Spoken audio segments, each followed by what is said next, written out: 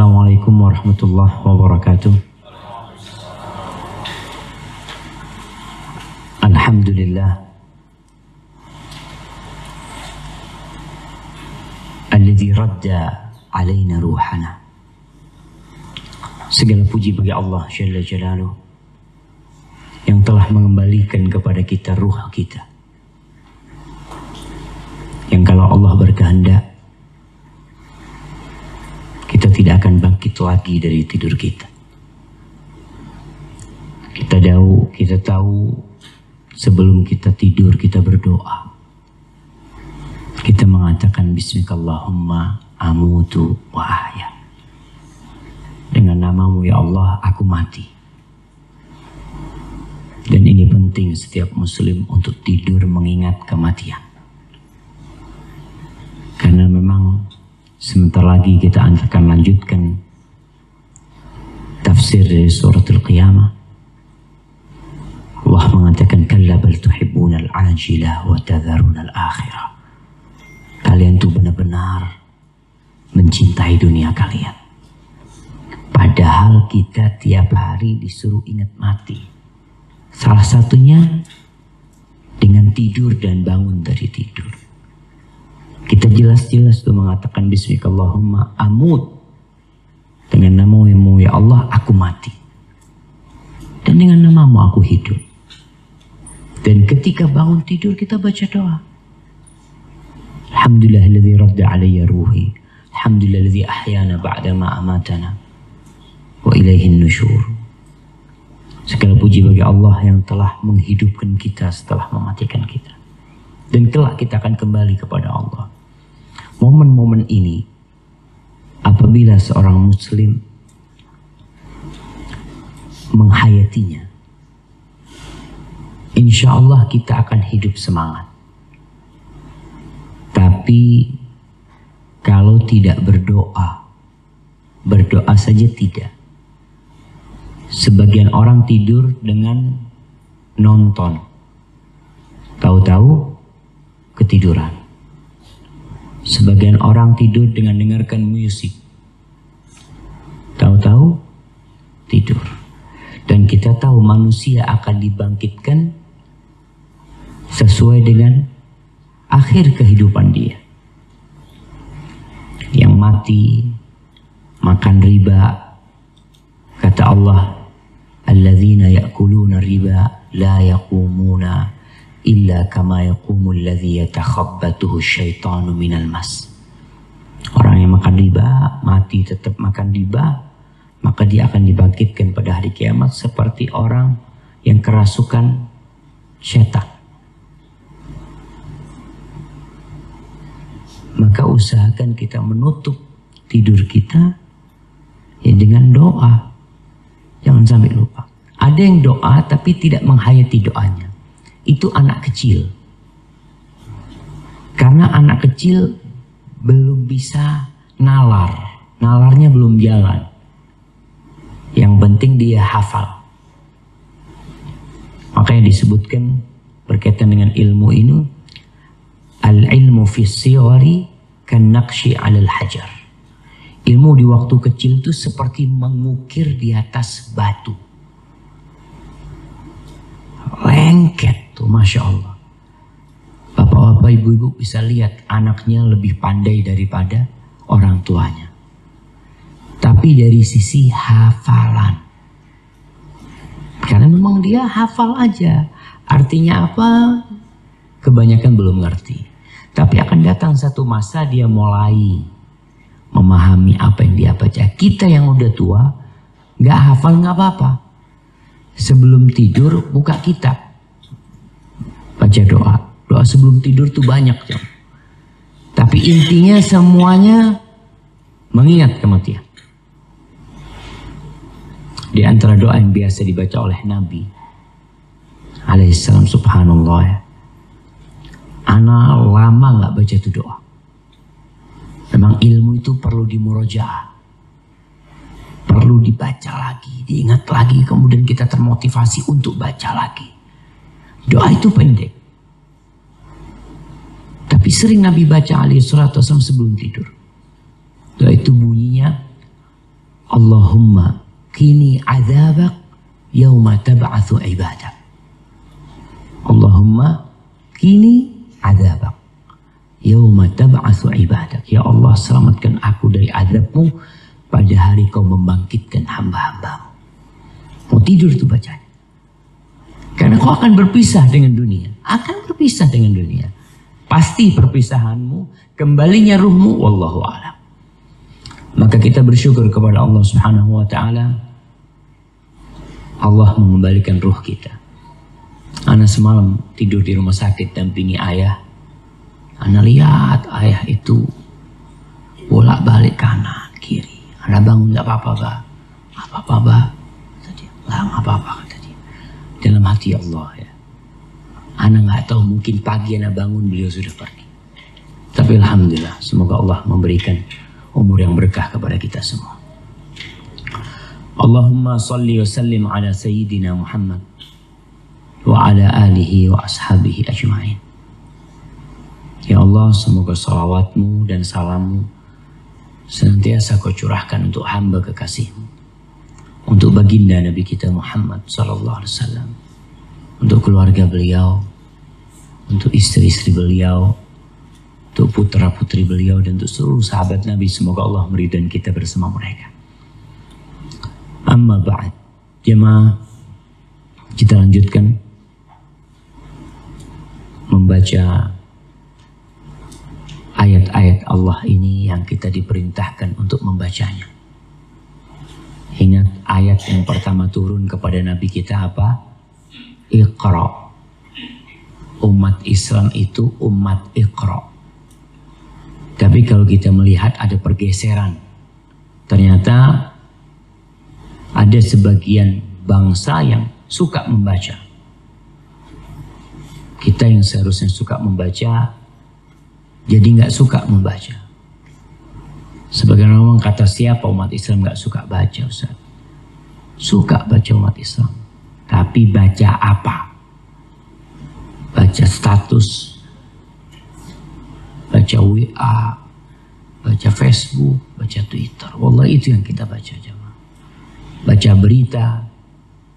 Dan kau bisa lihat dalam sehari kau pegang nih Al-Quran. Al-Quran itu dari asal kata apa? Dari asal kata qara'a, membaca. Artinya kitab ini kitab bacaan. Bukan kitab yang ditaruh. Bukan kitab yang untuk ditempel di dinding. Bukan. Al-Quran kitab yang untuk dibaca. Kau lihat, bacaan Quranmu dengan bacaan di gadgetmu lebih banyak mana? Dan alhamdulillah yang punya Quran di gadget itu bisa dicek. Bisa dicek. Di mana ngeceknya? Di mana ibu-ibu? Ngeceknya itu di penggunaan baterai. Itu tertulis di sana. Untuk WhatsApp berapa persen? Betul nggak? Itu untuk umpamanya YouTube berapa persen? Nanti kelihatan untuk Quran paling bawah sendiri. Ternyata baterai hari itu tidak ada yang dipakai untuk baca Quran. Maka kita bisa cek dan mengontrol itu membuat kita semakin takut sama Allah. Tapi kalau kau nggak pernah ngontrol, ya udah jalan. Engkau merasa orang baik, merasa orang yang masya Allah soleh, tapi sejatinya kau masih jauh dari kesolehan. Seorang alim ulama yang bernama Hammad bin Zaid. Hammad bin Zaid ini salah satu perawi hadisnya Imam Bukhari. Kalau dikatakan kepada Hammad, "Lau qila li Hammad, anta tamutu ghadan." Kau besok mati. Besok mati. Apa kata Abdurrahman bin Mahdi menceritakan gurunya? "Ma qadira an yazid fi amali." Dia tidak akan bisa nambah amal. Bisa bayangin orang dikatakan kau besok mati, nggak bisa dia nambah amalnya. Kenapa? Karena waktunya sudah penuh dengan amalan. Hamad bin Zaid itu setiap hari kok kalau kelihatan dia kalau dia nggak sedang sholat, dia sedang berzikir.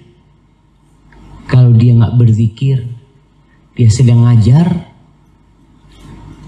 Kalau enggak, dia sedang baca buku. Pokoknya waktunya itu semua penuh dengan hal-hal yang bermanfaat. Kita kalau dikatakan, Pak, kayaknya jam 12 nanti malam, jam 12 malam nanti Bapak nih mati. Kira-kira apa yang kita lakukan? Kita minta maaf sana sini. Kemudian kita duduk di masjid nggak pulang. Kenapa? Anak kepingin husnul khotimah. Mati dalam kondisi di masjid. Baik. Jam 12 malam nggak mati. Gimana orang ini? Ada berita enggak Pak? Ternyata Bapak belum mau mati nih. Kapan Allahu a'lam kapan matinya? Balik asal nggak dia? Balik kayak dulu lagi, nggak ada ke masjid lagi yang mempersiapkan kematian. Padahal kita disuruh mempersiapkan kematian. Tapi di ayat 20 sini, setelah Allah ceritakan tentang qiyamah, Allah ceritakan tentang Al-Quranul Karim seharusnya dibaca, yang udah dijelasin sama Nabi SAW. Allah mengatakan, kalla bal tuhibbunal ajilah wa tadharunal akhirah. Kalian itu ya padahal udah dikasih peringatan, udah dikasih tahu, tapi tetap kalian itu lebih mencintai al-ajilah. Ajilah itu artinya sesuatu yang segera. Wa tadharunal akhirah, meninggalkan sesuatu yang akhir. Lebih suka dengan sesuatu yang nyata. Kita bisa buktikan. Kalau kita bicara investasi, orang dikatakan, Pak, 100 juta masukin modal. Dapat apa? Insya Allah tiap bulan hasilnya 10%. Berapa? 10 juta. Kira-kira banyak nggak orang yang mau invest ya? Banyak insya Allah. 10 juta keuntungan, Masya Allah. Terus kasih tahu, Pak, Bapak masukkan 100 juta. Keuntungan berapa? 700 kali lipat. Ikut nggak dia? Aduh, tunggu ya. Anak kayaknya harus musyawarah sama istri. Anak mau istikharah. Kenapa? Karena akhirat. Pahala yang 700 kali lipat itu akhirat. Yang 10 juta segera tahu, tiap bulan bisa kelihatan. Alhamdulillah dapat keuntungan 10 juta. Itu kondisi kita. Kita siap kerja, pagi kerja. Kita lihatlah pekerja-pekerja, subhanallah, kadang-kala kesian jemaah.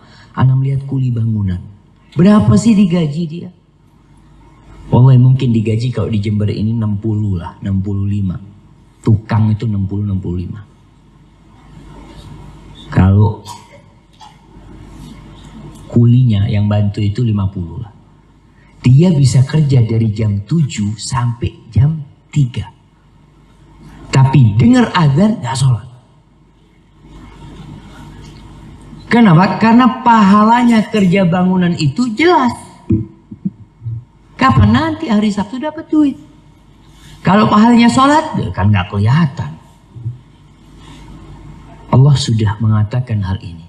Dan ini menuntut kita untuk mempelajari. Apakah memang pantas kita lebih mencintai dunia, kemudian meremehkan akhirat.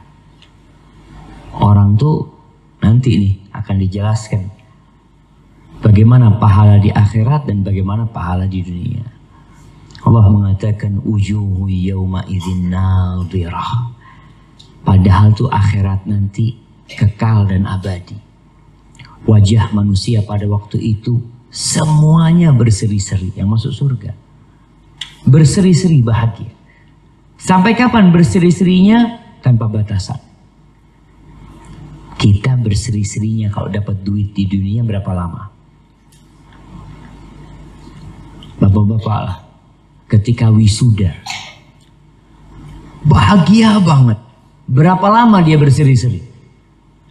Sehari, 2 hari, 3 hari, seminggu, nggak ada seminggu.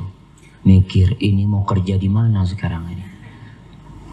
Dia cuma bahagia ketika dapat itu. Selesai. Tapi di akhirat nadir, penuh dengan cahaya kebahagiaan. Kenapa wajah itu jemaah bisa menunjukkan kebahagiaan? Wajah itu bisa jadi dikatakan cermin hati. Ketika hatinya bahagia, senang, nampak di wajahnya. Rasulullah SAW pernah keluar dari rumahnya, rambutnya basah. Sahabat ngomong, Rasulullah ini lagi bahagia banget nih. Lagi senang nih beliau. Bahkan para sahabat husnudzon sama Nabi SAW. Apa kata mereka? Ka'annahu alamma bi ahlihi. Kayaknya beliau habis saja tidur sama istrinya. Kebahagiaan itu ketika seorang mendatangi istrinya, kemudian dia bahagia di hatinya karena mendatangi sesuatu yang halal, lalu nampak di wajahnya kebahagiaan itu. Lalu para sahabat datang menjumpai Nabi SAW mengatakan, ya Rasulullah, naraka tayyiban nafs. Kita ngeliat kau lagi senang nih hatinya. Dari mana mereka tahu? Padahal hati tertutup dengan daging, tertutup dengan kulit dan tulang belulang dari wajah. Maka pada hari itu orang-orang yang beriman wajahnya penuh dengan keceriaan. Ila rabbiha nadhirah. Mereka memandang kepada Allah Jalla Jalaluhu. Kita ketika di dunia beriman kepada Allah dalam kondisi Allah itu gaib. Kita nggak melihat Allah. Berbeda dengan orang-orang musyrikin. Mereka melihat sesembahan-sesembahan mereka. Ada yang menyembah mentari, mereka lihat mentari. Ada yang menyembah sapi, mereka lihat sapi. Ada yang menyembah berhala, mereka memandang berhala mereka. Ada yang menyembah Nabi Isa AS, mereka melihat tuh bagaimana mereka bikin patungnya Nabi Isa. Tapi orang-orang yang beriman kepada Allah tidak melihat Allah, tapi melihat kebesaran Allah dan keberadaan Allah. Allah mengatakan tentang sifat orang-orang beriman di awal surah Al-Baqarah. Dzalikal kitabu la raiba fi hudal lil muttaqin.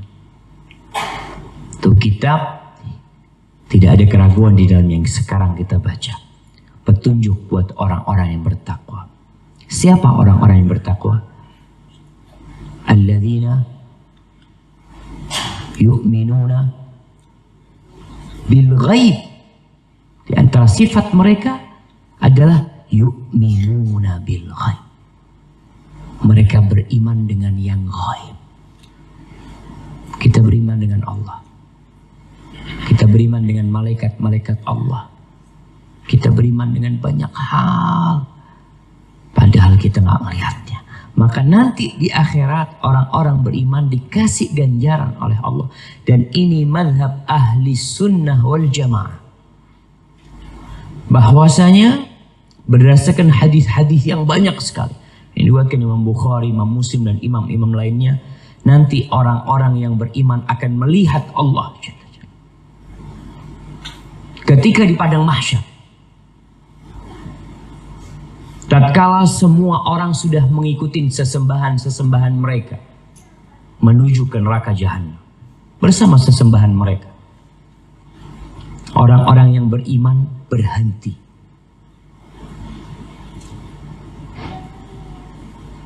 Mereka tidak bergerak di tempatnya. Fayuqalu lahum, madza tantazirun? Kalian nungguin apa di sini? Kok kalian nggak ikut bergerak?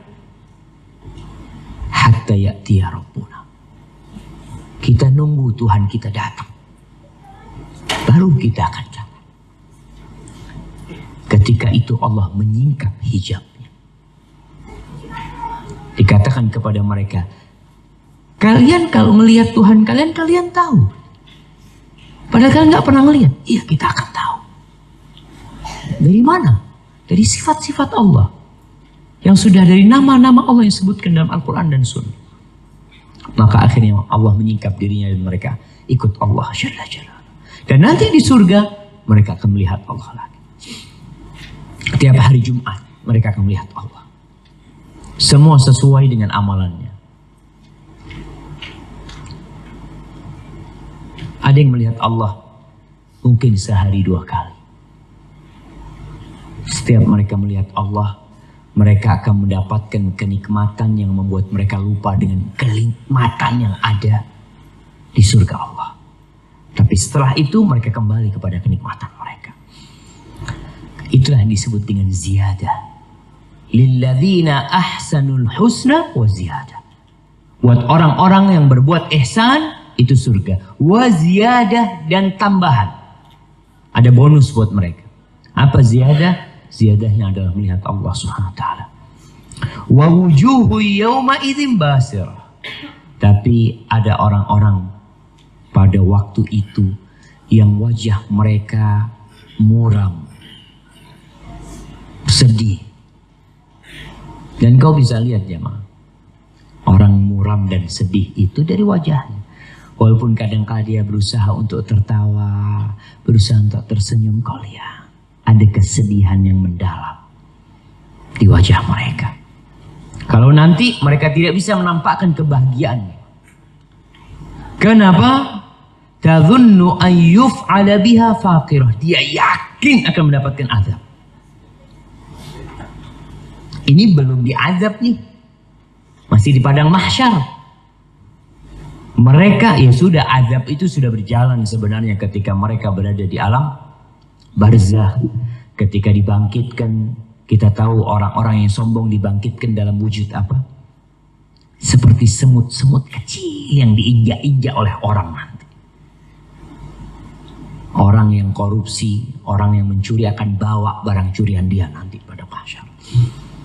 Dalam kondisi seperti itu mereka yakin akan mendapatkan azab yang lebih pedih. Maka wajah mereka penuh dengan kesedihan. Pernah nggak lihat jemaah sidang KPK? Ana pernah lihat sekali ketika pembacaan vonis. Itu yang divonis langsung pingsan. Keluarganya langsung pingsan semua. Karena divonis 18 tahun ketika itu nggak salah. Cuma 18 tahun pingsan. Neraka khalidina fiha abada. Gimana ketika divonis selama-lamanya kau di neraka? Apakah ada harapan untuk tersenyum? Nggak ada jemaah. Kalla, Allah ingatkan kita. Idza balagatit taraqi. Ketika ruh itu sampai ke kerongkongan. Ketika taubat sudah tidak diterima. Ada 2 waktu akhir taubat. Yang pertama waktu setiap hamba, itu ketika ruh sampai ke kerongkongan. Yang kedua waktu semua manusia. Kapan? Ketika matahari terbit dari arah barat. Jadi kalau waktu pribadi ya udah ketika sampai kerongkongan. Tapi nanti ada waktu umum buat semua manusia. Ketika matahari terbit dari arah barat, semua orang akan beriman. Udah, ini nggak mungkin nih. Mereka semua beriman kepada Allah, tapi pada hari itu nggak berguna keimanan mereka. Ketika ruh sampai ke kerongkongan, waqila man raq. Lalu dikatakan, siapa yang bisa meruqyah? Raq itu dari asal kata raqqa yang artinya meruqyah. Siapa yang bisa meruqyah? Kenapa mereka sudah berbicara tentang ruqyah? Ini yang sering kita kenal pengobatan alternatif. Ketika dokter bilang nggak bisa, Dok, masa nggak ada yang lainnya, kita cari apalah ini itu macam-macam. Ada. Secara medis apa yang mereka lakukan ketika sudah sampai ke kerongkongan? Ketika di ranjang rumah sakit, keluarga akan panggil dokternya. Dok, ini dok, tolong dok, datang dok, kata dia. Dokter panggil perawat-perawat lain yang untuk spot jantung itu untuk apa? Untuk kejut ya, alat kejut itu. Semua suruh dikasih gel atau apa, clear. Udah mati disiksa lagi sama mereka. Belum balik ruhnya, kata dia. Belum balik ruhnya, udah pergi ruhnya. Ada memang yang masih bisa, belum mati berarti dia memang. Cuma jantungnya yang berhenti. Ketika tahu dia dikejutkan kayak gitu, ya. Dalam kondisi dia hidup, entah apa yang dia rasakan. Tapi yang jelas, waqila man raq. Seorang ibu ada yang menggendong anaknya dalam kondisi anaknya sekarat dan sedang nasab. Rasulullah SAW pernah menggendong putranya Ibrahim. Ibrahim yajudu binafsihi. Ketika itu sedang mau mati dia sudah berikan rohnya. Nyawanya sudah diberikan. Nabi hanya bisa meneteskan air matanya. Beliau tidak bisa berbuat apa-apa sallallahu alaihi wasallam. Dan akhirnya Ibrahim dikuburkan. Waqila man raq. Siapa yang bisa meruqyah? Siapa yang bisa ngobatin? Wa dhanna annahu al-firaq. Ketika itu yakin dia itulah perpisahan. Jibril pernah memberikan nasihat kepada Nabi SAW. Jibril ngasih nasihat kepada Nabi. Bisa dibayangin bagaimana kualitas nasihat itu. Apa nasihat Jibril? Ya Muhammad alaihi salatu wassalam, ish ma syi'ta fa innaka mayyitun. Muhammad, silahkan kau hidup sesukamu, tapi kau pasti mati. Kau ingin hidup 1000 tahun, kau pasti mati. Ingin hidup 1.000.000 tahun, kau pasti mati. Itu sudah takdir Allah. Wa ahbib man syi'ta. Kau mau cinta, cintai sesukamu. Siapa yang kau cintai? Fa innaka mufariquh. Ketahuilah engkau pasti berpisah dengannya. Wa dhanna annahu al-firaq. Ana punya paman. Ya, semua orang pergi akhirnya. Ketika di rumah sakit dan kasih nasihat dia. Paman, banyak-banyak istighfarlah, tobat atau selesai-selesainya. Anak punya ngomong. Ami Fuad ini Syafiq, kata dia. Bingung. Kepingin mati kadang-kala. Karena sakitnya udah parah. Tapi takut. Takut apa, Ami Fuad? Takut berpisah sama anak-anak dan cucu-cucu. Subhanallah. Ana ngomong sama beliau, Paman, gak perlu takut kalau anak-anak dan cucu-cucu, karena pasti berpisah. Yang perlu ditakutin itu, apakah bekalnya udah cukup? Anak-anak tuh ketika bapaknya mati, kadang-kala bahagia dia. Bapak mati, langsung ngundang ustaz. Ngapain? Tolong ajarin warisan. Bapaknya mana? Bapak di rumah sakit ini, sekarat sekarang. Kita mau belajar warisan. Subhanallah. Ada yang kayak gitu? Insya Allah nggak ada. Tapi ada yang berpikir, rumah depan itu berapa kira-kira lakunya ya? Ini bapaknya sekarat udah tanya rumah depannya. Subhanallah. Anak katakan kepada paman, jangan takut sama anak-anak. Pasti berpisah sudah. Pasti, siapapun orang. Waltafatis saqu bisaq. Betis bertemu dengan betis. Di beberapa terjemahan disebut betis bertemu dengan, beradu dengan betis ketika nyawa dicabut. Tapi ternyata sebagian ulama di antara Syekh As-Sa'di, as-saq dalam bahasa Arab itu bisa berarti bermakna betis, bisa berarti maknanya sesuatu yang menakutkan, sesuatu yang menyedihkan, satu hal yang berat buat dia. Karena dia ketika dicabut nyawanya, dibawa ke kuburan, dia akan meninggalkan segala kenikmatan dunia. Ketika diusung di atas pundaknya lelaki-lelaki, wahtamalah rijal, dibawa sudah. Itu kalau orang itu orang soleh, dia akan mengatakan ajiluni, ajiluni, segerakan aku, segerakan aku, segerakan. Dia mau selesai urusan. Udah, aku sudah bukan penduduk dunia ini. Dulu aku hidup di punggung bumi, sekarang aku mau hidup di perut bumi. Maka dia mengatakan ajiluni, ajilun, cepat segerakan aku. Tapi kalau orang itu bukan soleh, bukan orang yang baik, maka dia akan mengatakan, ya wailaha, aina yadhhabuna biha, ya wailaha, aina yadhhabuna biha. Celaka ini katanya, mau dibawa kemana ini? Celaka ini mau dibawa kemana ini, kata dia. Yasma'u sautahu kullal khala'i illa thaqalan. Mendengar suaranya semua makhluk kecuali manusia dan jin. Kalau kita bisa melihat dan mendengar jamaah apa yang dikatakan mayit ketika dibawa, kata Nabi SAW akan pingsan semuanya. Waltafatis saqu bis-saq. Udah, kesedihan bercampur dengan kesedihan, kesusahan bercampur dengan kesulitan. Ila rabbika yauma idzinil masaq. Menuju kepada Allah kau digiring.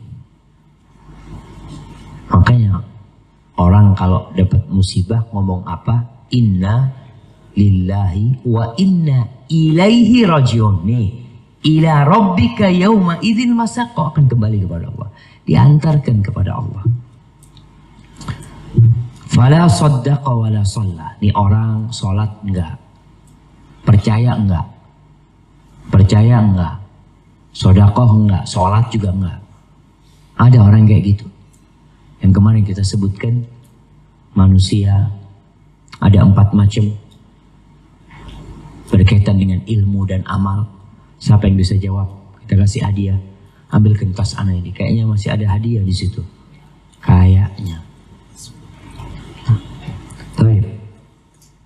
Ada yang jawab, ibu-ibu? Ya, fadhal. Mana mic-nya? Kasih hadiah.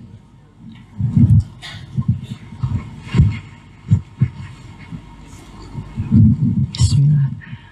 Orang yang berilmu dan mengamalkan. Yang pertama, orang yang berilmu dan mengamalkannya, ini paling tinggi. Nah, yang kedua, orang yang berilmu tapi tidak mengamalkan. Seperti orang Yahudi. Yang ketiga, orang yang beramal tanpa ilmu.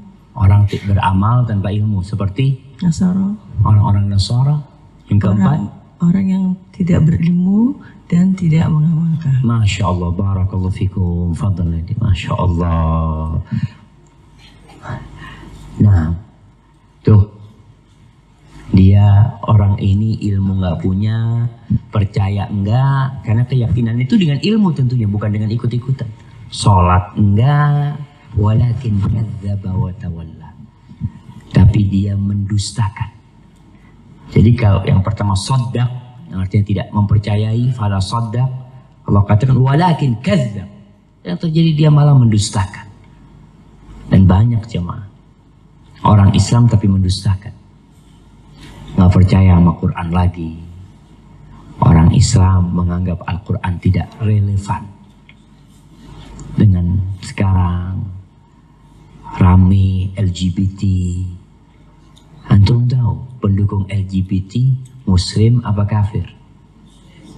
Muslimin. Bahkan ada seorang profesor doktor perempuan nih, profesor doktor ahli tafsir. Supaya kita tahu tadi tingkatan manusia yang 4. Ini profesor doktor ahli tafsir perempuan pertama di Indonesia. Dia menyatakan bahwasanya LGBT yang nggak boleh itu yang pakai kekerasan. Kalau Ridho sama Ridho nggak apa-apa tuh, kaumnya Nabi Lut kenapa diadab? Karena mereka pakai kekerasan, ada pemaksaan mereka. Sampai seperti itu ya. Bisa dibayangin. Bagaimana kalau orang Islam yang ilmunya cetek, dapat ini profesor Ustaz, kau belum profesor, ada lebih paham sama Al-Quran daripada kau. Maka wajar kalau orang-orang yang tidak berilmu akhirnya ya kayak gini, kadzab, dia mendustakan. Karena punya ustadz dulu di pesantren, ya ini mumpung di Jember nih bapak ibu-ibu, dia sekolah dulu namanya YIN,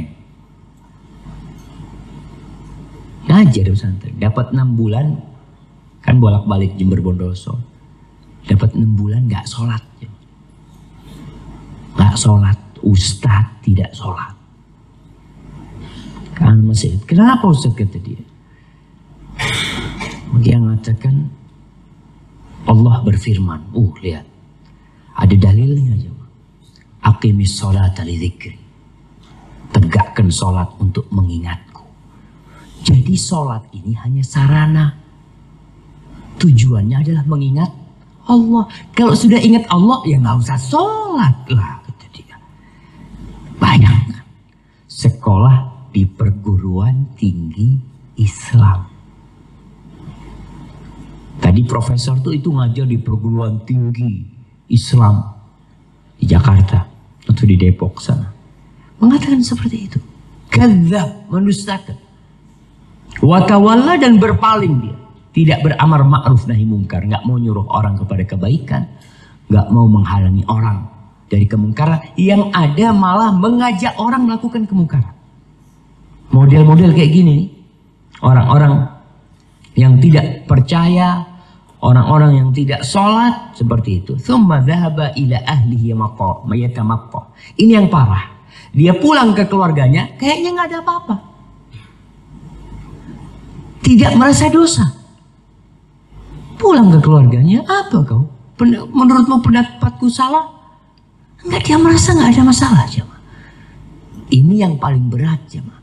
Kalau orang melakukan kemaksiatan, insya Allah ada harapan tobat. Karena dia tahu aku sedang melakukan dosa. Aku tahu nih, aku berharap aku akan bertobat. Tapi kalau orang kena penyakit syubhat, yaitu kerancuan dalam memahami agama, sehingga memandang yang batil benar, yang salah dianggap benar, kira-kira bisa tobat nggak? Susah tobatnya, karena dia merasa benar. Makanya pemikiran liberal ini berat banget ya, ngobatinnya. Karena mereka merasa benar. Ketika ada debat antara liberal sama dengan seorang ustadz di televisi, ustadz ini mengatakan, kau itu menyesatkan umat dengan pemikiranmu. Apa kata orang liberal ini? Tidak, kita sedang memberikan pencerahan kepada umat. Kira-kira kalau orang ngomong memberikan pencerahan, akan tobat? Ya, kecuali Allah izinkan. Kalau orang melakukan kemaksiatan dan dia tahu itu kemaksiatan, masih dia lakukan sekarang umpamanya, ada satu harapan dia akan tobat. Ini kan summa dhahaba ila ahli yatamatta. Dia mengatakan yatamatta dengan penuh kesombongan, dia nggak ngurusin udah apa yang dia lakukan. Maka orang-orang yang tidak punya ilmu atau ilmunya salah dan tidak mengamalkan ilmu tersebut seperti apa? Seperti binatang ternak. Nggak peduli sama orang. Dikasih nasihat, kasih pencerahan, udah. Aula laka fa'ula. Celaka buat kau. Kemudian kau akan celaka. Thumma aula laka fa'ula. Kemudian kau akan celaka dan kau akan celaka lagi. Bayangkan 4 kali jemaah. Dikatakan kau akan celaka. Para ulama menjelaskan di sini ada 4 dosa yang dia lakukan. Yang pertama apa? Tidak percaya. Yang kedua tidak sholat. Yang keempat apa? Mendustakan. Yang keempat, yang ketiga mendustakan. Yang keempat berpaling. Kayak gini modelnya, maka dia akan mendapatkan 4 kesengsaraan, 4 kecelakaan buat dia. Kapan? Ya banyak. Ketika dia hidup dicabut nyawanya, ketika dia di alam kubur, ketika dia digiring ke padang mahsyar, dan ketika masuk neraka. Dia akan hidup dalam kesengsaraan selalu. Ayahsabul insan an yutraka sudah. Apakah manusia mengira dia akan dibiarkan sia-sia tanpa dikasih aturan, tanpa dikasih perintah? Mengira manusia enggak, sudah hidupku kayak gini, sudah seenakku, semau dia. Enggak kayak gitu jemaah. Allah mengatakan alam yakun nutfatan min maniyin yumna. Disuruh berpikir nih manusia, yang seperti binatang ternak yang merasa diciptakan sama dengan kerbau, hanya untuk makan dan minum dan kawin, hanya untuk memenuhi nafsunya. Mereka hendaklah berpikir alam yakun nutfatan min maniyin yumna. Kau dulu ada enggak? Kau dulu, bukankah engkau dulu dari air mani? Dan sekarang nih kita semakin, ya seharusnya semakin beriman. Dulu orang-orang nggak bisa ngelihat yang namanya sperma tuh, bukan spermanya, apa istilahnya? Yang apa yang kayak ular itu jemaah? Sperma, sel sperma. Orang tuh nggak bisa ngelihat dulu. Sekarang kan kau bisa ngelihat. Tuh, kau yang besar kayak gini, dulu ini nih kau. Anak kayak gini, iya. Seharusnya itu mendorong orang untuk lebih beriman. Tapi kadangkala kita tuh ngelihat ya, kadangkala anak ngelihat ada gambarnya jalan-jalan kayak gitu. Seharusnya orang yang mukmin, ya Allah, aku dulu itu tuh. Alam yakun nutfatan min maniyin yumna. Dari mani yang dipancarkan, dari mani yang dibuang, tahu-tahu jadi kayak kau. Tsumma kana 'alaqatan fa khalaqa fa sawwa. Kemudian menjadi segumpal darah. Alaqah itu bukan segumpal daging, tapi segumpal darah. Sekarang kau bisa lihat tuh segumpal darah. Segumpal darah itu nempel seperti lintah di rahim. Nempel gitu. Kadangkala ada orang-orang yang lemah rahimnya, kan gak boleh gerak. Karena nempelan itu kalau lemah akan jatuh. Kemudian keguguran dia itu. Jadi proses ini membuat manusia tidak sombong seharusnya. Tahu diri. Bahwasanya engkau tidak menciptakan dirimu. Engkau tidak menciptakan dirimu. Siapa yang menciptakanmu? Ada yang menciptakan engkau. Sehingga dia akan mendekatkan diri kepada Allah Subhanahu wa taala. Fa khalaqa fa sawwa. Dari proses mani yang menjadi darah, kemudian Allah jadikan engkau ciptaan yang sempurna. Sekarang Masya Allah jemaah, ibu-ibu yang hamil, ya sekarang ada apa istilahnya, USG yang bisa moto anaknya bisa difoto jemaah. Anda sampai bingung kemarin nganter istri, ngomong ya Allah, alat apa ini ya? Jadi hanya ditaruh di perut itu, tahu-tahu fotonya udah keluar. Ditimbang beratnya ini itu. Lihat gerak-gerak anak, subhanallah, subhanallah. Maka di sini disebutkan faja'ala minhu zawjaini dzakara wal untha. Kemudian tuh orang tua sekarang sudah mulai bingung, sering ditanya kalau sudah berapa bulan, Mbak, bayinya laki apa perempuan? Dulu ada nggak pertanyaan kayak gitu? Ibu kita pernah ditanya enggak sama suaminya ini, anakmu laki perempuan? Kok ini gimana sih? Mana tahu kita laki perempuan? Sekarang udah mulai ditanya. Artinya proses ini harusnya menambah keimanan. Allah sebutkan faja'ala minhu zawjain adz-dzakara wal untha. Allah jadikan dari air mani tadi lelaki dan perempuan. Bayangkan jamaah, air maninya satu. Keluar dari laki dari perempuan, tapi jadinya bisa dua. Bisa laki, bisa perempuan. Siapa yang menjadikan? Allah Jalla Jalaluhu. Lalu disebutkan alaysa dzalika biqadirin ala an yuhyiyal mauta. Bukankah yang bisa menciptakanmu dari air mani tadi sehingga menjadi sosok manusia seperti engkau itu mampu untuk menghidupkan yang mati? Karena ada orang-orang yang tidak percaya dengan hari kebangkitan. Jemaah, kita tahu dengan ayat ini, dengan surat ini, bahwa Allah tidak menciptakan kita sia-sia. Kambing aja tidak diciptakan sia-sia. Diciptakan untuk siapa? Kambing untuk kita. Allah menciptakan semua yang di muka bumi ini, subhanallah jemaah, itu untuk manusia. Dan Allah menciptakan manusia untuk siapa? Untuk Allah. Ingat, seluruh yang ada di muka bumi ini itu diciptakan buat kalian, kata Allah. Apa ayatnya? Di surah Al-Baqarah. Huwallazi ja'ala lakum ma fil ardi jami'an. Dialah Allah yang menjadikan buat kalian semua yang di bumi ini, buat kalian semuanya. Maka dari ayat ini para ulama menyimpulkan segala sesuatu yang di muka bumi ini halal. Kecuali yang ada dalil mengharamkan. Jadi kau mau makan apa, itu halal.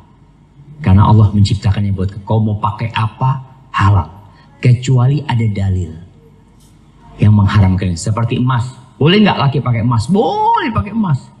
Berdasarkan ayat ini, iya. Berdasarkan ayat ini boleh. Tapi kan ada hadis yang menjelaskan bahwasanya Nabi alaihissalatu wassalam mengkhususkan emas-emasan dipakai oleh siapa? Oleh perempuan. Di sini hukum asal segala sesuatu itu halal. Kecuali ada dalil. Boleh nggak kita makan babi? Berdasarkan ayat ini boleh. Tapi ada dalil lain yang menjelaskan bahwasanya babi nggak boleh. Innamal khamru. Apa Allah katakan? Hurimat alaikumul maitatu waddamu walahmul khinzir. Berdasarkan ayat itu nggak boleh. Darah masih banyak di kampung ya ma. Bapak ibu-ibu kalau berangkat ke pasar-pasar tradisional tuh masih dapat tuh orang Islam jualan dede ya, atau dede lah, darah yang sudah kayak cau ya, kayak cincau itu. Yang beli tahu siapa? Orang Islam. Kemudian dijual di warung, udah dimasak, udah digoreng tuh kayak ati tuh. Kita waktu di pesantren, masya Allah jemaah, ya anak pesantren lah, sebulan sekali boleh keluar. Kita kepingin makan enak di warung, masya Allah, lihat kayak ati gitu ya, udah diambil sama anak-anak, masya Allah. Masya Allah. Berapa bu? Kata dia. Tanya, sekian. Murah banget. Ini apa ini? Dede, kata dia. Allahu Akbar. Itu gak jadi kita makan jemaah. Ada yang jual dede itu sama rujak cingur. Rujak cingur itu dipotongin, Allah jemaah. Yang jualan muslim, yang beli muslim, yang makan muslim. Karena tidak berilmu. Memang segala sesuatu yang di muka bumi ini ciptakan untuk manusia. Semuanya halal. Kecuali ada dalil yang mengharamkan. Tapi kita diciptakan untuk Allah. Allah mengatakan, وَمَا خَلَقْتُ الْجِنَّ وَالْإِنْسَ إِلَّا لِيَعْبُدُونِ, kata Allah. Tidaklah aku ciptakan bangsa jin dan manusia kecuali untuk beribadah kepada aku. مَا أُرِيدُ مِنْهُمْ مِنْ رِزْقٍ. Aku tidak mau mereka kasih rezeki buat aku. Wa ma uridu an yut'imun. Aku juga nggak berharap mereka ngasih makan aku. Enggak, aku nggak inginkan itu.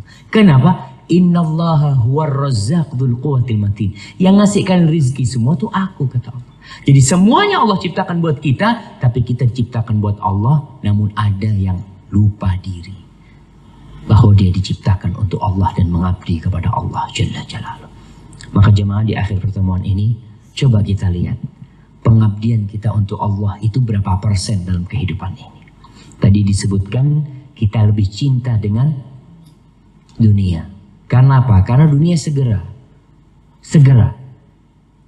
gimana? Sudah, kau kepingin tas, beli tas, dapat langsung tasnya, dapat. Kau kepingin rumah bagus, kau beli, dapat rumahnya. Tapi kalau bicara orang yang membangun masjid akan dibangunkan rumah di surga, kapan? Di surga, Allahu a'lam kapan itu. Tapi itu pasti, jemaah. Maka kita perlu mengintrospeksi diri kita sehingga kita lebih kencang lagi ibadahnya sama Allah, lebih percaya bahwasanya kita akan dibangkitkan setelah kita mati. Hadza wallahu a'lam bissawab. Itu yang bisa kita kaji pada kesempatan kali ini. Masya Allah jamaah, waktu jamaah ini sangat sempit sekali ya, lihat. Silakan serahkan kepada Ustadz Edi. Barakallahu fikum. Baik, jazakallahu khairan katsiran Ustaz atas materi yang telah disampaikan terkait surat Al-Qiyamah ya. Sudah 40 ayat kita kaji bersama. Maka semoga bisa menambah keimanan kita dan ketakwaan kita kepada Allah Subhanahu wa taala. Baik Bapak Ibu, masih tersisa sekitar 27 menit lagi, maka tidak ada salahnya jika kita manfaatkan kembali untuk sesi tanya jawab ya, sebelum kita lanjut ke penutupan dan kita lanjut ke acara Daksos di kampus STDI Imam Syafi'i Jember. Monggo kami persilakan buat yang ingin bertanya, mungkin 2 dari ikhwan dan 2 dari akhwat ya. Jika tidak ada, mungkin kita langsung penutupan nih kayaknya. Oh ada, Ustaz. Nah, fadhil. Assalamualaikum warahmatullahi wabarakatuh. Waalaikumsalam warahmatullahi wabarakatuh. Ya Ustaz, mumpung ada tadi sempat menyebutkan masalah orang-orang liberal, yang saya tanyakan kaidah sebut nama bagi kami penuntut ilmu. Jadi misalnya seperti Al-Quran menyebutkan nama Fir'aun, kalau kita seperti penuntut ilmu seperti apa kaidahnya? Gimana? Kaidah sebut nama misalnya terhadap media sosial misalnya. Jadi saya menyampaikan si fulan ini sesat misalnya, seperti itu kaidahnya seperti apa? Karena kan ya seperti Al-Quran menyebutkan nama Fir'aun dan dikorelasikan dengan istilahnya kebangkrutan waktu akhir zaman, masa-masa jadi yang ada istilah indikasi takut kan mungkin saya salah sebut nama akhirnya nanti jadi musuh saya di akhirat seperti itu. Nah itu yang saya tanyakan, kaidah sebut nama seperti apa bagi kami penuntut ilmu. Terima kasih. Masya Allah, barakallahu fikum. Iya jemaah, berkaitan nyebut nama itu memang yang perlu dipahami, apakah penyebutan nama itu ada gunanya tatkala itu atau tidak. Ketika ada gunanya maka sebutkan nama supaya orang tahu fulan yang dimaksud. Tapi kalau yang sedang dijelaskan itu pemikiran, artinya pemikiran ini bisa jadi fulan, bisa jadi nanti akan berganti, orangnya berganti. Orang liberal itu kan berganti. Ketika kita sebutkan nama fulan mati, orang selama ini cuma takut sama oh fulan nih, hati-hati, sesat tuh fulan, jangan diikutin. Ketika fulan mati, oh selesai sudah. Padahal fulan telah menelurkan pikirannya kepada anak-anak didiknya. Jadi tergantung kebutuhan. Kalau kau butuh nyebutkan nama. Kemudian jamaah, kita nih sekarang di Indonesia ada undang-undang apa? Ujaran kebencian. Apa nanti masuk pencemaran nama baik, macam-macam, makanya harus hati-hati. Kalau tidak live, nggak ada masalah. Ana pernah bahas tentang liberal di Banjarmasin, di masjidnya Ustadz Ahmad waktu itu. Bahas tentang liberal, ya Ana ngomong waktu itu, Ana mau sebut nama. Karena tokoh-tokoh ini ditokohkan di Indonesia. Sebagian udah mati. Mulai kita sebutkan 1, 2, siapa yang bawa liberal, kemudian bagaimana perubahan liberal itu ke zaman sekarang, tokoh-tokoh yang di pemerintahan siapa aja ya. Seperti itu. Itu sama Roja langsung dimatiin. Yang live langsung dimatiin. Kenapa Ustaz? Karena aturan KPI itu nggak boleh kayak gitu. Jadi ngelihat kapan kita perlu atau tidak, kemudian melihat kondisi juga. Tapi kalau dikatakan Ustaz, nanti kan mereka akan jadi musuh kita. Betul. Engkau akan dituntut. Artinya mungkin sebagian orang selamat dalam kehidupan dunia. Tapi di akhirat, engkau nanti akan bertemu dengan dia. Dan tatkala yang kau tuduhkan tidak benar, maka dia akan mengambil pahalamu ketika itu. Karena ada tuduhan-tuduhan yang tidak benar yang dituduhkan. Padahal orang itu orang baik. Tapi di medsos, kadangkala dicela, dicaci maki umpamanya. Kira seperti itu. Jadi hati-hati urusan kita sebut nama ini kalau memang diperlukan. Dan kita lihat orang ini, umpamanya kita tahu duduk sama fulan. Kau dulu jangan duduk sama orang yang pemikirannya kayak gini, kayak gini, kayak gini, kayak gini. Gak paham-paham dia. Tetap aja duduk sama fulan. Yang aku maksud tuh fulan tuh. Kau jangan duduk sama fulan gitu. Kan ada orang yang gak paham gitu loh. Maka tatkala itu kita sebut nama. Hadza wallahu a'lam bishawab. Nah, itu ada pertanyaan tertulis.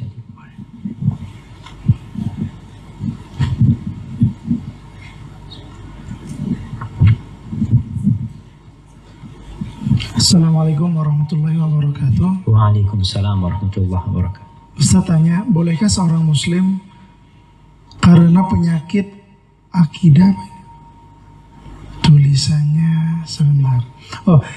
Bolehkah seorang muslim karena penyakit tidak punya anak dan mengikuti program bayi tabung? Bagaimana hukum bayi tabung menurut Islam? Jazakallahu khairan Ustaz. Masya Allah jemaah. Berkaitan yang gak punya anak ini subhanallah. Di akhir surat Az-Zukhruf insyaallah akhir-akhir itu Allah mengatakan lillahi mulkus samawati wal ard yakhluqu ma yasha. Bagi Allah itu kerajaan langit dan bumi. Allah yang punya.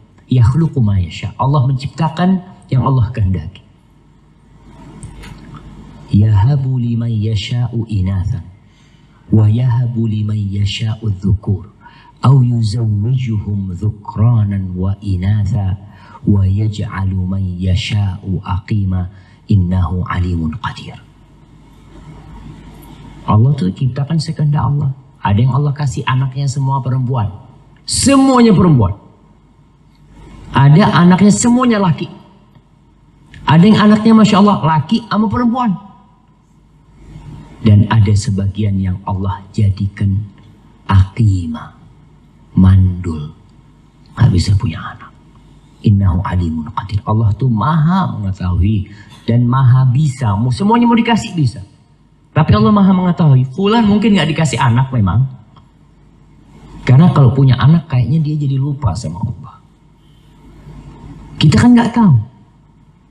Berapa banyak orang berdoa kepingin punya anak terus. Boleh minta anak silahkan. Tapi gak dikasih-kasih sama Allah. Kenapa? Karena Allah sayang sama kau. Bisa jadi anakmu nanti kau manjakan. Lalu dia jadi durhaka sama kau. Kau jadi dapat azab nanti karena mereka.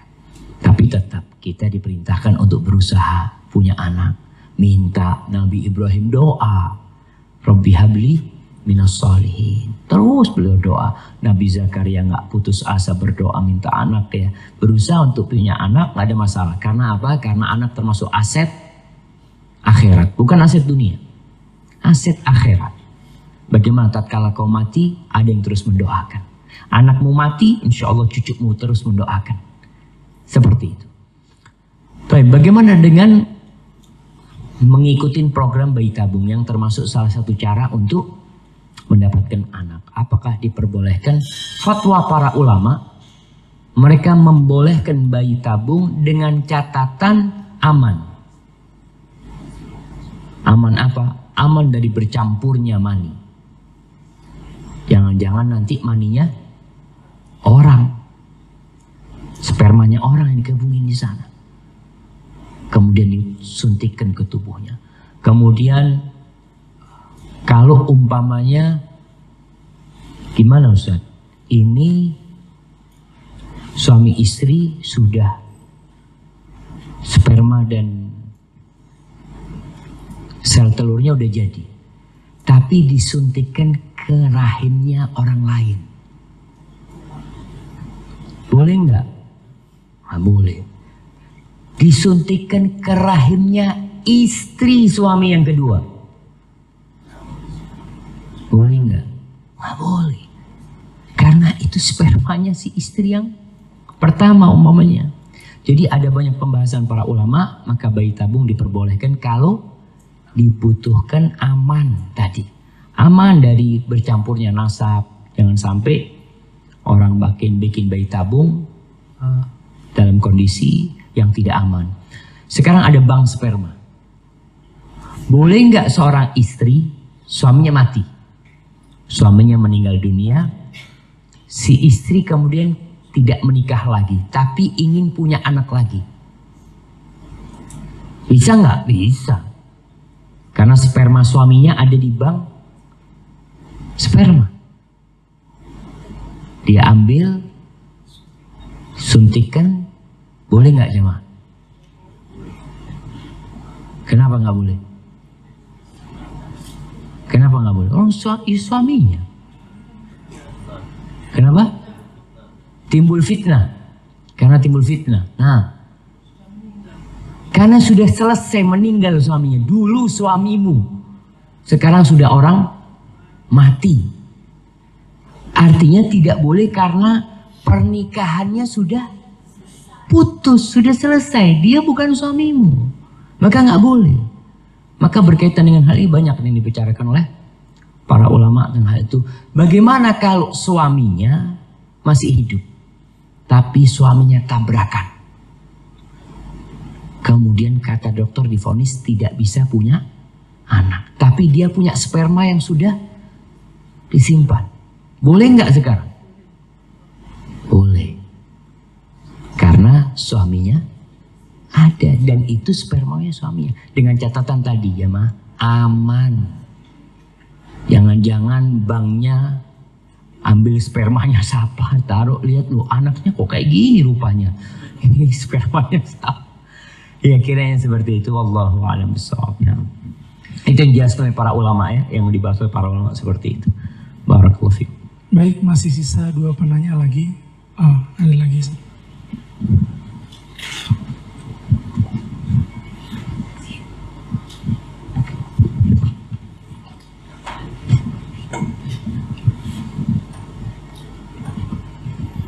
Bismillah. Orang yang meninggal akan membawa doa plus amal dan anak yang soleh. Kedua, membawa ilmu yang bermanfaat. Ketiga, membawa amal jariah. Kalau misalnya ada perusahaan keluarga yang mempunyai banyak karyawan, tapi owner tidak mengambil dari laba perusahaan karena laba perusahaan dipakai untuk kesejahteraan karyawan, CSR, operasi perusahaan dan lain-lain. Apa perusahaan tersebut bisa menyediakan menjadikan amal jariah bagi owner perusahaan bersama apa ini ya? Ya pokoknya bersama keluarga kayaknya. Nah, iya, masya Allah jemaah. Ya berkaitan dengan amal jariah yang dikenal dengan sedekah jariah. Artinya sedekah jariah ini adalah sebuah sedekah yang bentuknya itu tidak habis. Orangnya mati, manfaatnya terus mengalir. Seperti orang sedekah sumur. Sudah, airnya kan ngalir terus. Orang tuh tidak bisa memiliki sumur itu, nggak ada. Anaknya nggak bisa memiliki sumur itu. Itu sudah wakaf lillahi ta'ala. Maka yang diambil manfaatnya. Ada model wakaf itu di Madinah, Masya Allah. Kita mahasiswa dulu dapat santunan. Tiap bulan dapat beras, dapat susu, dapat macam-macam lah. Kita dapat santunan. Itu dari wakafnya, ada namanya Mabarroh Hariri. Ada orang kaya raya, punya perusahaan, dia mati, perusahaannya udah diwakafin. Jadi hasil dari perusahaan itu itu untuk menyantuni orang-orang miskin. Orang yang sudah mati, anak-anak tidak bisa mengambil perusahaan itu. Karena akadnya sudah wakaf. Wakafnya sesuai untuk diperuntukkan siapa. Bagaimana dengan perusahaan tadi? Kalau perusahaan itu memang wakaf, artinya sama orang ini, bukan orang itu masih hidup. Kalau orang itu masih hidup kan memang dia memberi kepada karyawan, artinya sodakoh jatuhnya. Tapi kalau dia sudah mati lalu dia katakan ini wakaf, artinya aku tidak akan ambil keuntungan, anak-anakku juga tidak akan ambil keuntungan di sana. Untuk siapa? Ya, untuk membuka lapangan pekerja buat orang, untuk memberikan manfaat kepada umat, maka itu jadi amal jariah. Tapi kalau masih dimilikin, berarti jadinya sodakoh aja. Karena kalau dia meninggal dunia, anaknya akan bagi warisan. Anaknya akan jadi warisan. Dan memang berusaha jamaah, kita sekali-kali ini bapak-bapak ibu-ibu yang mau wakaf hidup. Wakaf hidup itu seperti wakaf ruko. Beli ruko, ini ruko hasilnya buat masjid, hasilnya buat pesantren. Kenapa?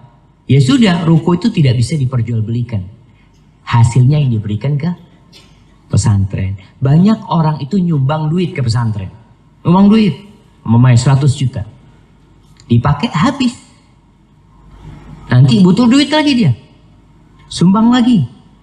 Tapi kalau kita wakaf sawah, ana mau wakaf sawah, jadi ana tidak akan nyumbang bulanan, ana tidak akan kirim bulanan, ana akan wakaf sawah, ini hasilnya buat pesantren, buat sekolah. Ya udah, itu yang akan jadi wakaf. Tapi kalau kita tiap bulan ngasih 3 juta, ngasih 5 juta, umpamanya kita mati kan berhenti sudah. Kita mati selesai sudah. Nggak ada lagi tambahan buat kita amalan. Tapi kalau tadi wakafnya model barang yang menghasilkan, maka insya Allah itu akan bermanfaat. Paling tidak umpamanya orang yang punya perusahaan tadi, wakafkan umpamanya 30%, sepertiga hasil perusahaan ini wakaf sudah buat umat. Artinya perusahaan ini tidak boleh diperjualbelikan. Sepertiga hasilnya buat umat. Yang 2/3 udah buat operasional, buat apa? Mungkin seperti itu. Jadi wakaf itu yang amal jariah itu adalah sesuatu yang ditahan barangnya, yang diambil cuma manfaatnya. Barakallahu fikum. Nah. Baik, kami persilakan untuk penanya terakhir. Oh iya, Ustaz.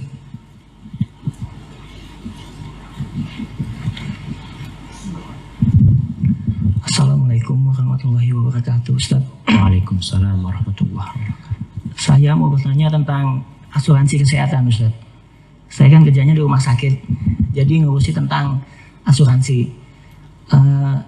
Di rumah sakit itu tuh sekarang ini tuh kebanyakan lebih banyak untungnya melayani pasien yang menggunakan asuransi daripada menggunakan pasien umum gitu, Ustaz.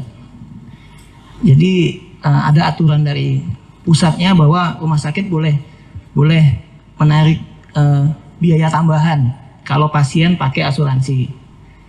Nah, jadi itu tuh termasuk hibah apa tidak, Ustaz? Artinya kalau saya misalnya jadi pasien umum, saya hanya keluar uang 10 juta. Tapi kalau saya pakai asuransi, ini nih sebenarnya rumah sakit itu udah dibayar 20 juta sama asuransi. Ya. Tapi saya masih nambah 15 juta lagi gitu. Masya Allah. Jadi banyak terjadi seperti itu, Ustaz. Dan boleh apa tidak kalau saya memutuskan bahwa udah kamu tidak usah bayar karena dari asuransi itu udah cukup buat biaya kamu di sini itu, masih ada lebihnya. Itu termasuk dosa nggak, Ustaz? Karena saya melanggar aturan dari rumah sakit gitu, Ustaz. Melanggar aturan rumah sakit. Allahu Akbar. Terima kasih banyak, Ustaz. Nah, barakallahu fikum. Subhanallah jamaah. Karena memang namanya rumah sakit. Akhirnya yang di sana semuanya sakit. Seharusnya rumahnya rumah sehat gitu loh. Makanya mudah-mudahan nanti dirubah namanya jadi rumah sehat. Tapi berkaitan dengan tadi melanggar aturan dari, jadi bisa jadi itu kezaliman nantinya. Artinya kezaliman bukan masalah ribanya. Ribanya kan perusahaan asuransi tersebut. Artinya rumah sakit ini tidak. Rumah sakit ini melayani orang sakit yang dibayarin oleh pihak asuransi. Rasulullah tidak melakukan riba. Tapi yang perlu dipertanyakan, apakah tambahan itu legal? Ada ketentuannya. Ketentuan dari pemerintahnya ada maksimal sampai 75%. Terus nanti rumah sakit tinggal milih, kalau mau untung banyak ya bisa dikenakan 75%. Gitu. Nah, Walaupun nanti cuma sedikit, misalnya masuk kamar, itu tahu-tahu di kamar itu satu hari udah meninggal. Paling misalnya biayanya cuma 2 juta misalnya. Iya. Tapi karena kasus penyakitnya itu termasuk penyakit yang butuh biaya banyak, akhirnya dia jadi namanya jadi banyak. Wallahu a'lam bishawab ya. Soalnya ini telah jadi aturan kan. Jadi mereka tahu nggak? Ada tahu, Enggak, yang sakit. kalau yang sakit itu mungkin ada yang tahu, tapi kebanyakan tidak tahu. Kalau tahu umpamanya, Kalau itu biasanya orang harus nggak bisa nuntut enggak hak dia. tidak bisa bukan. Oh nggak bisa. Ya itu kalau sudah jadi aturan ini kan berarti kezaliman bersama ini. Jadi kan memang dibikin orang itu sudah bayar tapi ditekan lagi. Padahal kan dia sudah bayar. Iya sudah dibayar sama asuransi. Cuma memang itulah karena dia melakukan riba dengan asuransi, akhirnya hidupnya sengsara dia. Seharusnya dia tinggalkan asuransi itu. Jadi dosa itu melahirkan dosa. Maka kalau tadi yang lihat, apalagi dia dibikin aturan oleh pemerintah, oleh rumah sakit sendiri, sehingga orang itu kan nggak bisa nuntut. Suruh siapa kok pakai asuransi kan gitu kan? Nah, makanya mungkin ngomongnya gitu nanti, Pak, ini aturannya kayak gini nih Pak, dan Bapak seharusnya nggak usah pakai asuransi. Jadi diberikan penjelasan kepada orang itu, apalagi antum udah ngaji, udah kasih tahu Bapak itu rugi buat asuransi. Sudah. Manfaatnya banyak. Iya untuk kasus-kasus. Itu asuransi jamaah. Kalau banyak orang sakit bangkrut, makanya asuransi itu doanya mudah-mudahan gak ada yang sakit ya Allah. Dia doanya kayak gitu supaya duitnya dia makan sendiri seperti itu. Makanya kalau dikatakan banyak manfaatnya sebenarnya enggak. Yang banyak manfaatnya itu pihak asuransi. Dapat keuntungan banyak itu bukan pasien tapi pihak asuransi. Karena kan mereka dagang sebenarnya. Mereka tuh cari keuntungan bukan untuk membantu. Hadza wallahu a'lam bishawab. Jadi aduh menakutkan sekali itu. Nah, barakallahu fikum. Baik Bapak Ibu sekalian, dengan jawaban Ustadz tadi maka berakhirlah kajian kita pada pagi hari ini.